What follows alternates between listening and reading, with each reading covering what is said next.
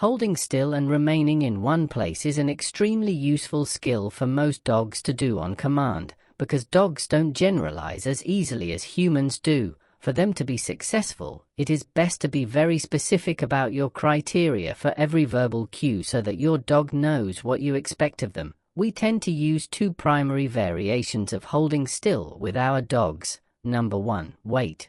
Hold back temporarily and then releasing.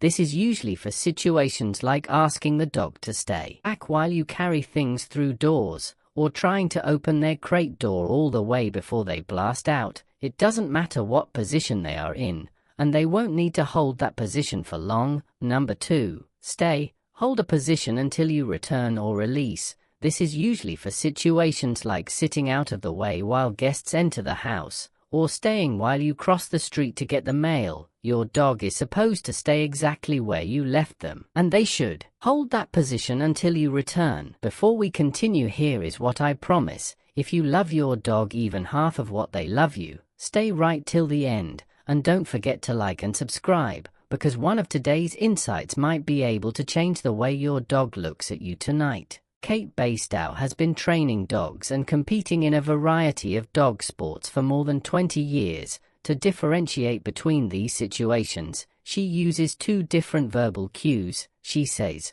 "For my dogs, wait means stay where you are temporarily and wait for further instructions. In competitions, I might use a wait for the start of an agility run where I want to get ahead of the dog a bit, or when I leave it to do a recall in obedience. At home, I use a wait so that my younger dog doesn't knock over the senior going out the door, when I am lowering a food bowl to the floor, or when I am picking up poop. Wait is a temporary pause where my dog can expect a release or another command very soon," says Basedow. "Stayer means the dog should settle in and wait for me to come back to her," says Basedow. At some levels of obedience trials, there are stay exercises where the dog needs to hold a position, usually sit or down, while the handler walks away. In day-to-day life, I used state for situations where I want it clear to my dog that she is to wait for me to come back. This might be while I grab the mail to keep her away from the road,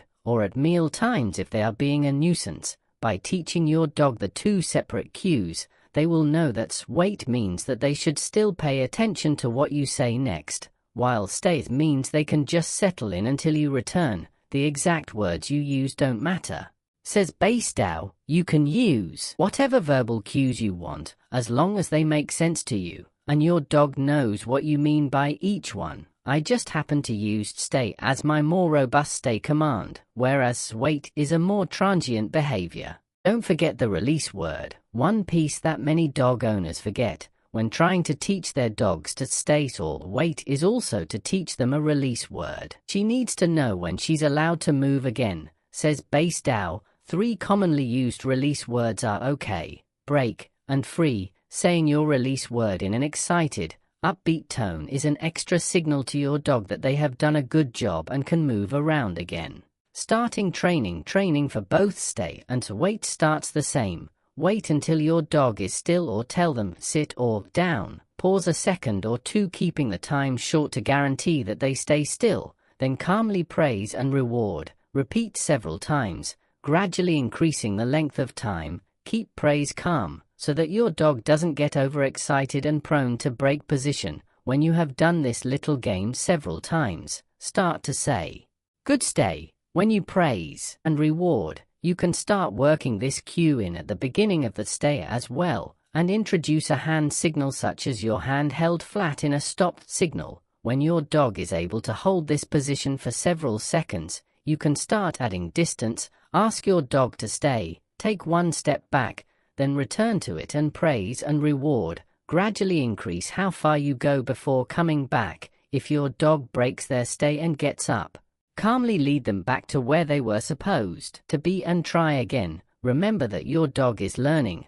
so scolding won't be productive. What about the release word? Work that in when you have done several repetitions and either are done training or sense that your dog needs a break. When you return and praise, then say your release word in an excited voice and jump back to encourage them to get up and follow you. Pet your dog and have a little fun. If you want to continue practicing stay, Just return to your previous positions and resume the work, making sure to congratulate them for doing a good job. As you start doing longer stays and walking further away, you should use your release word every time you return. To introduce wait, set your dog up and use your same hand signal, but say wait instead of stay. Then when you have gotten a few steps away, use your release word in an excited voice to encourage your dog to get up and come to you. Gradually increase the distance and time. If your dog cheats and gets up before you release them, calmly take them back and try again.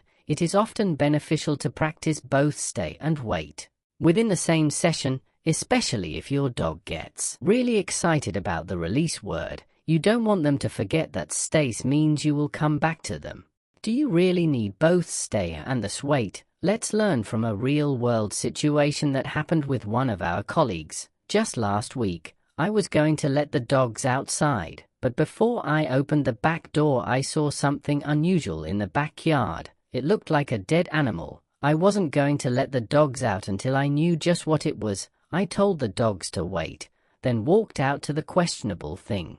It turned out to be one of their stuffed animals that had been left out, gotten drenched in the rain, and its fur was starting to stick up as the toy dried out. I yelled release, and all 4 of the dogs came bounding out into the yard. I just needed the dogs to hold on for a minute while I checked the suspicious thing in the yard. They stayed attentive to me, waiting for my signal to join me. Safety of your dog is a top priority, and that's the main reason you should teach a wait and a stay. You don't want them to anticipate you as calling them out of a stay and come running whenever they think you want them to come to you. Instead, you should teach them that you will never call them from a stay, and that they will only be released from a stay when you return to them. By setting up that kind of predictability and consistency, your dogs are very good at staying planted where you leave them in a stay. If you've already taught your dog that she can come to you from a stay, you'll want to teach her a new word that means stay where you are until I return. Follow these instructions, and when it comes to adding the word,